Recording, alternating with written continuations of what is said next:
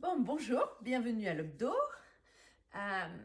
Maria m'a demandé de faire une petite vidéo, si j'allais pouvoir faire des petits lives ou une petite vidéo sur donner des indices sur comment méditer et juste sur la méditation en elle-même.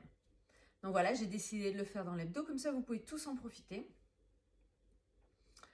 Par où commencer? D'abord, qu'est-ce que la méditation? De quoi, qu'est-ce qu'on on veut dire quand on parle de méditation? Donc la méditation, c'est aussi simple que l'état de méditation est, c'est-à-dire c'est d'être un avec ce qu'on fait. D'accord? Il s'avère que nous avons des milliers de pensées qui nous traversent tout le temps et tous les jours, constamment, et que souvent on saute du coq à l'âne sans s'en rendre compte et on se perd. Donc en fait, ce qu'on va faire et ce dont on va parler aujourd'hui, c'est pas vraiment de la méditation. La méditation, c'est l'état d'être en union avec ce qui est. Donc par exemple, vous êtes en train d'écrire, vous devenez l'écriture. Vous êtes complètement absorbé par l'écriture, il n'y a plus rien autour.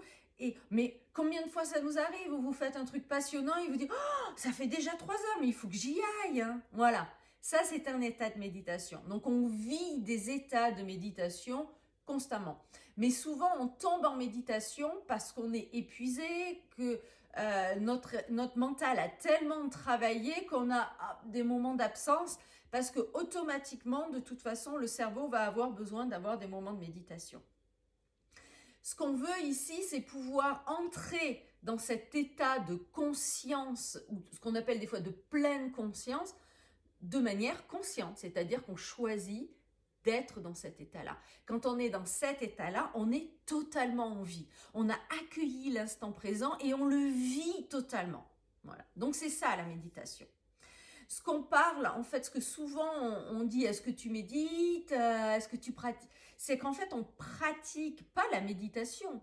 Euh, on pratique une écoute, on pratique une manière d'être qui crée les conditions pour qu'on tombe dans l'état de méditation. Voilà, c'est ça. Donc aujourd'hui, on va parler de ces techniques, on va parler de ces... Je vais vous donner des petites indications sur ça, sur pratiquer pour créer les conditions qui vont vous faire tomber en méditation. Et c'est exactement pareil. D'ailleurs, ça me surprend toujours quand les gens, quand je leur dis que j'enseigne le yoga, ils me font « Et t'enseignes la méditation ?» Oui, puisque la méditation fait partie du yoga. C'est un des membres, en fait, du yoga. C'est l'état de yoga. Donc, c'est absolument la même chose. Je ne sais pas dans quel chemin les choses se sont séparées. Elles se sont séparées, moi, quand je suis arrivée en France. Donc, en France, il y a vraiment... tu fais de la méditation, tu fais du yoga. Alors que les deux veulent vraiment dire la même chose. D'accord? C'est l'union, l'état d'être avec. Donc, qu'est-ce qu'il y a à se demander? Quelles questions on se pose un peu quand on veut commencer à méditer? D'abord, l'environnement. Bon, alors, l'environnement est important. Si vous voulez commencer à pratiquer ces techniques pour vous ramener à vous-même et vous mettre en état de conscience, si vous faites ça sur un banc public à New York, c'est possible, c'est l'idée. Mais ça va être beaucoup plus difficile. Donc, je vous conseille de trouver un endroit où vous pouvez, où vous n'êtes pas dérangé, d'accord? Parce qu'au départ, le moindre bruit va vous déranger dans ce que vous êtes en train de pratiquer parce que notre état appris est de sauter d'une pensée à l'autre, d'aller là, d'essayer de tout faire en même temps et de tout vouloir maintenant, d'accord? Donc là, on essaye de remettre, en se centrant, on essaye de remettre les choses à la place et à ce que les choses, et à être heureux, je dirais, en accord avec et le rythme dont les choses se mettent en place et les choses qui se mettent en place. Voilà, c'est être heureux avec ce qui est. Donc l'environnement est très important. Donc c'est sympa de le faire en nature, c'est super. Au départ, moi je vous conseille de vous mettre à l'intérieur, de vous mettre dans une pièce où vous pouvez être seul, de vous mettre dans une pièce où personne ne va rentrer, d'accord? À une heure où vous n'avez rien à faire, d'accord? Donc souvent, on me demande, mais combien de temps il faut le faire? Il n'y a pas de, il y a pas de temps. Moi, souvent, si je pars en méditation, ça va être pour entre 40 minutes et 1 heure. D'accord? Mais rappelez-vous, je ne pars pas en méditation. Je vais pratiquer les conditions qui vont, je l'espère, me faire tomber en état de méditation. On ne peut pas contrôler l'état de méditation. Par contre, on peut le créer, l'induire. Donc 40 minutes, c'est bien. 10 minutes, c'est super. L'important, c'est de méditer, c'est de se poser. Et si c'est 5 minutes dans les toilettes de l'entreprise, eh bien c'est 5 minutes dans les toilettes de l'entreprise. D'accord? Ce qui est important, c'est d'avoir un espace de sécurité. C'est-à-dire que vous savez que si vous commencez à faire votre exercice, vous n'allez pas être interrompu. D'accord? Est-ce que c'est important de méditer tous les jours? Oui, c'est comme tout. Hein. Si vous voulez apprendre à jouer du piano et que vous jouez qu'une fois par mois, vous n'allez jamais apprendre à jouer du piano. Donc ouais, tous les jours, c'est bien. Quand pratiquer, le bon moment, c'est le moment où vous le faites. D'accord? Après, bien sûr, il y a des moments propices qui vont vous aider. D'accord? Donc, tôt le matin, au lever du soleil ou même avant le lever du soleil, c'est tout simplement parce que l'énergie est calme. Il y a une énergie qui va induire ce retour vers soi-même, au contraire de entre 10h et midi où on est beaucoup plus actif. D'accord? Ou après manger, où en fait le corps est tellement occupé et le mental à digérer que c'est très très dur en fait de s'endormir ou de pouvoir être vraiment alerte. Donc tôt le matin, au coucher du soleil, en fin d'après-midi avant de manger, c'est très bien. Le soir aussi, quand les enfants sont couchés, c'est aussi très bien. Après manger, ça peut, en début d'après-midi, c'est bien si vous n'avez pas mangé. Donc vers 1 heure, 1h30 aussi, c'est une bonne heure parce que l'énergie retombe, c'est une heure de calme, à part si vous venez de manger. Mais comme je dis, le moment où vous le faites, c'est le bon moment. Comment s'asseoir? Alors ça, c'est le truc, comment s'asseoir. Donc il y a plein de manières de le faire. Encore une fois, la bonne posture, c'est celle dans laquelle vous êtes quand vous allez méditer. Ce qui est important, c'est de le faire. Ce qui est important, c'est de se poser et de choisir un des exercices de méditation et de le faire. Autrement, si on va dans les détails, donc le yogi a trouvé une position qui était parfaite. Donc c'est ce qu'on appelle Padmasana, hein, la position du lotus. Pourquoi cette position est-elle parfaite? Parce que regardez, quand je suis dans cette position, ma colonne vertébrale est complètement légère et du coup elle se pose et je n'ai plus besoin d'y penser. Dans cette position, je ne peux pas m'affaler. Si je m'affale, ça me fait mal ici. Enfin, je veux dire, c'est complètement, j'ai pas besoin. Et je ne peux pas non plus faire ça. La colonne vertébrale est complètement, elle flotte au milieu de mes fesses. Du coup, j'ai déjà ça en moins à me soucier. Je sais que je ne vais pas m'affaler, du coup, j'ai beaucoup moins. De chances de m'endormir, j'ai beaucoup moins de chances de bouger, j'ai beaucoup plus de chances de créer les conditions pour tomber en état de méditation. Bon, il est évident que cette position demande du travail, c'est pour ça qu'il y a aussi la pratique d'asanas. Malgré que pour moi, la pratique d'asanas, la manière dont je pratique, la manière dont on pratique avec le Hanukkah Yoga, est une méditation en mouvement. Et c'est ça que je voulais dire. La méditation ou la pratique de la méditation n'est pas obligatoirement une pratique assise. On peut la faire en marchant, on peut la faire en jouant de la musique. En fait, on peut la faire avec toutes les petites actions de tous les jours, puisque c'est l'état d'être un avec ce qu'on fait. D'accord? Pourquoi on se force à s'asseoir? Parce que souvent, on est tout le temps en train de bouger et le fait de s'obliger déjà à être immobile, on a déjà créé un environnement propice pour que le mental puisse se poser. Ça nous donne aussi l'opportunité de voir que même quand on est immobile, ça continue dans la tête. Alors moi, ça me rappelle la première fois où j'ai fait une retraite en silence pendant 10 jours de Vipassana. Et c'était incroyable. Donc on ne peut pas communiquer pendant ces retraites-là. On ne peut pas communiquer on ne peut pas regarder les gens, on ne peut pas s'excuser, on ne peut pas dire merci, on est obligé de rester complètement avec soi.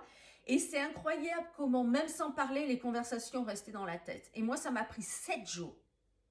7 jours de ne pas parler, de ne pas communiquer, pour que mon mental arrête de dire bonjour aux gens, même si je ne les voyais pas, merci si on m'ouvrait la tête. J'avais des conversations avec les gens dans ma tête alors que rien ne se passait. Et au 7e jour, le mental s'est posé. Pourquoi? Parce qu'on restait assis pendant des heures. Au bout d'un moment, le mental fait comme le corps. Voilà. Donc, c'était juste une petite parenthèse. Donc, être immobile, c'est très important. D'accord? Comment être immobile? Donc, bien sûr, si vous n'êtes pas dans cette position, vous pouvez vous mettre comme ça. Mais vous pouvez aussi utiliser des props. Donc, vous pouvez utiliser une chaise. Vous pouvez méditer sur une chaise si vous avez mal aux hanches. Si vous avez des problèmes de dos, vous utilisez le dossier. À part que le dossier va vous amener dans l'affalement et vous risquez de vous endormir très vite au départ. Donc, si vous pouviez vous asseoir sur une chaise sans le dossier, c'est bien. Il y a aussi des petits bancs de méditation où on glisse les jambes dessous et on s'assoit comme ça. Donc, ça relâche les genoux si on ne peut pas rester les jambes croisées. Là, j'ai un coussin. Donc, vous pouvez... j'ai des coussins de méditation. Bah, mince, j'aurais pu y penser. J'ai des coussins en demi-lune. Il en reste plein. De toute façon, si vous tapez dans votre ordinateur coussin de méditation, vous allez avoir plein de formes. Mais un coussin comme ça aussi, si vous êtes souple et que vous faites déjà des asanas et tout ça, vous pouvez vous asseoir, vous rélevez un peu, ça va vous tenir la colonne vertébrale, ça va vous empêcher d'aller dans ce genre. Là, ça vous affale et c'est plus difficile de se concentrer et d'être présent. Parce que l'idée, c'est de quand même pratiquer la présence, d'accord? Et il y a une autre manière que moi, j'aime beaucoup aussi, c'est avec un bolster, d'accord? Donc ça, alors, soit vous en avez des longs, moi j'en ai un long, parce que j'en ai un long, mais vous avez aussi des coussins qu'on appelle les safou, qui sont ronds et très très hauts, d'accord? Donc sur ces coussins, on s'assoit comme ça, d'accord? Donc du coup, ça enlève complètement le poids sur les genoux, ça vous enlève parce qu'au départ, quand vous allez méditer les jambes croisées, les jambes vont s'endormir. Alors, c'est pas que le sang s'arrête, on ne sait pas trop. Moi, j'ai posé la question plusieurs fois là dans les ashrams. Et ils me disent, on ne sait pas, mais on sait que ça arrive à tout le monde. On ne sait pas quand. Des fois, ça arrive, on n'en a pas pendant 10 jours et boum, on l'a une fois. Mais on sait qu'au bout d'un moment, si on y va tous les jours, ça n'arrive plus. Bon, ils avaient raison. Hein. Et donc ça vous évite d'avoir les jambes qui s'endorment, puisqu'en fait, il n'y a pas de pression sur les mollets ni rien. Et pareil, c'est très dur de s'affaler sur un bolster comme ça. Et j'avoue que c'est très, très agréable. J'adore méditer comme ça. Donc, le lotus ou ça, ce sont en gros mes positions préférées. Quand je chante, je vais prendre un coussin. Parce que souvent, je chante très longtemps. Et comme j'ai un instrument ou quoi, je préfère être sur un coussin. Qu'est-ce que j'avais comme question? Donc l'heure, on l'a dit. Hein, comment bouger? Donc voilà. Donc il y a le truc, si vous décidez au départ, vous allez avoir envie de bouger parce qu'on ne passe pas d'un état d'action complète à un état de boum, je suis calme. Donc si vous voulez bouger, bougez. Alors imaginons que là, vous aurez peut-être moins envie de bouger, mais là, ici, c'est sûr, vous allez avoir envie de bouger au départ, d'accord? Faites en sorte que le mouvement, donc n'attendez pas d'avoir les jambes mortes dès que ça commence à vous gêner, dès que ça vous commence à prendre votre attention, bougez. Donc comment on fait pour bouger? On bouge tellement lentement que le mental ne se rend pas compte qu'on bouge. Du coup, on peut continuer son exercice. Donc, imaginez que vous êtes en train d'observer votre respiration. Vous voulez pouvoir bouger. Hein,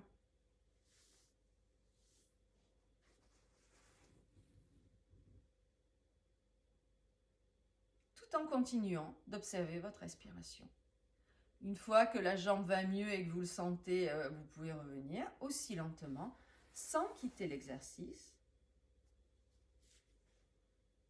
Vous ramenez votre jambe. D'accord? Donc, pas de choses abruptes parce que votre mental va revenir et puis c'est fini. Après, pour replonger, au départ, c'est du travail. D'accord? Qu'est-ce que j'avais mis aussi? Donc, comment bouger? Peut-on bouger? Normalement, non, hein, mais si vous avez besoin, comme tout, hein, on bouge. Ah oui, est-ce qu'on médite les yeux ouverts ou les yeux fermés? Alors ça, c'est un choix. Ça va dépendre. Donc, en yoga, on est plus sur des méditations avec les yeux fermés. Et dans le bouddhisme, on est plus dans des méditations sur les yeux ouverts. Moi, ça dépend le type de méditation que je fais. Si je fais de la visualisation, je vais plus fermer les yeux parce que c'est plus facile de voir les choses. Si je fais du contrôle du mental, par exemple, des pensées ou l'observation de mes pensées et tout ça, j'aime bien ouvrir les yeux parce que du coup, j'ai plus de stimulation et le travail est plus dur, mais sans me déconnecter du monde. J'aime bien les méditations, les yeux ouverts, parce qu'on ne se déconnecte pas, c'est-à-dire qu'on ne choisit pas d'aller à l'intérieur en laissant aller à l'extérieur. On intègre l'extérieur tout en étant dans son intérieur. Et pour moi, c'est une pratique qui permet d'amener l'état de méditation aussi dans la vie de tous les jours. Donc j'aime bien les yeux ouverts, mais très souvent je ferme les yeux fermés. Donc voyez un petit peu selon le type de méditation que vous allez faire. D'accord ?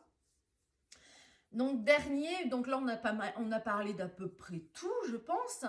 La seule chose que je voulais ajouter, c'est vous donner peut-être différents types de méditation. Donc il y a différentes saveurs. C'est intéressant d'avoir une diversité au départ, d'essayer plusieurs choses pour pouvoir trouver vraiment la technique qui va marcher pour vous.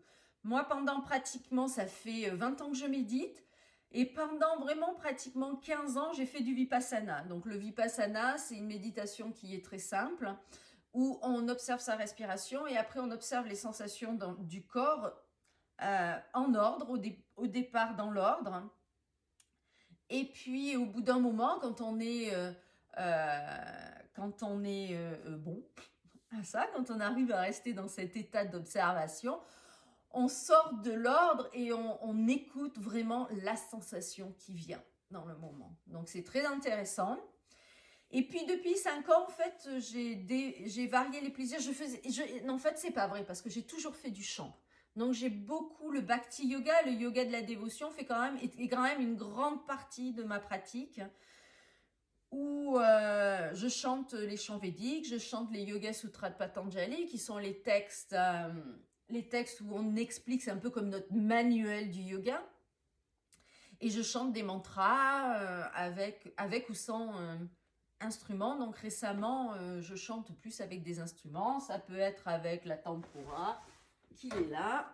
Voilà. Mais ça peut être mon ukulélé. Récemment, j'apprends à jouer du ukulélé. Ça peut être le bol en cristal. Ça peut être la flûte indienne que j'ai appris à jouer, mais ça plus rarement pour moi. Mais enfin, parce que je ne peux pas chanter quand je joue de la flûte. Mais bon, ça me fait méditer aussi.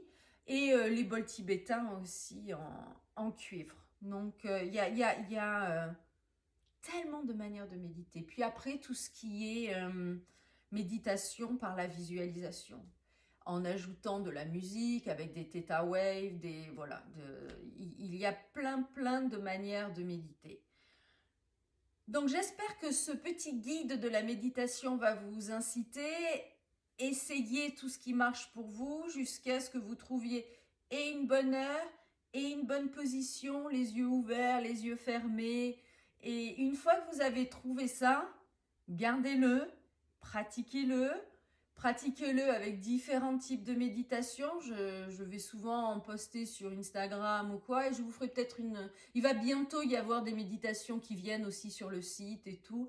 Mais si vous ne savez pas comment méditer, je vais vous faire une petite vidéo au moins pour que vous ayez une base. Voilà. Bon, mais je vous souhaite une belle journée et puis surtout une belle méditation. Namasté.